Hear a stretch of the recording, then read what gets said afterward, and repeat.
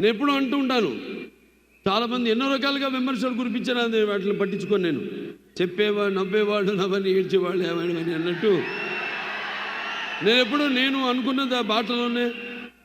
నాకు ఆధ్యాత్మిక చింతన ఎక్కువగా ఆయన నడిపిస్తాడు ఆ భగవంతుడే, ఆ పుణ్య దంపతులే నడిపిస్తారు అని ఒక నమ్మకం, విశ్వాసం, దృఢమైన విశ్వాసం వేరు, దృఢమైన విశ్వాసం వేరు.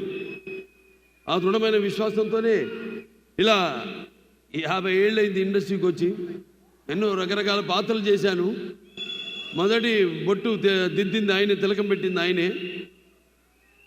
ఆ సుముహూర్తాన్ని ఏ ముహూర్తాన్ని అయితే ఆయన నా నుదుటిన బొట్టు పెట్టారో ఆ ముహూర్తం నుంచి నా యొక్క ఈ చలనచిత్ర ప్రస్థానం మొదలైంది. ఎన్నో పాత్రలు చేశాను, రకరకాల పాత్రలు, అటు జానపదాలు కానివ్వండి, పౌరాణికాలు కానివ్వండి, లేకపోతే మన ఆదిత్య తీసిన ఫస్ట్ ఇండియన్, మన గొప్పలు మనం చెప్పుకోము.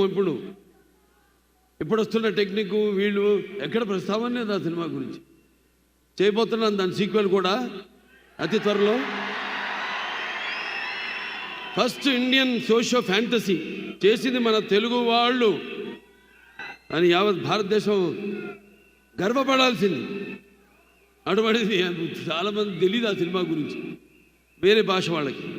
అలా ఎన్నో అటు ఫ్యాంటసీలు కానివ్వండి, పౌరాణికాలు కానివ్వండి, ఇన్ని పాత్రలు చేసే అవకాశం నాకు దక్కినందుకు అది నా పూర్వజన్మ సుకృతంగా భావిస్తున్నాను.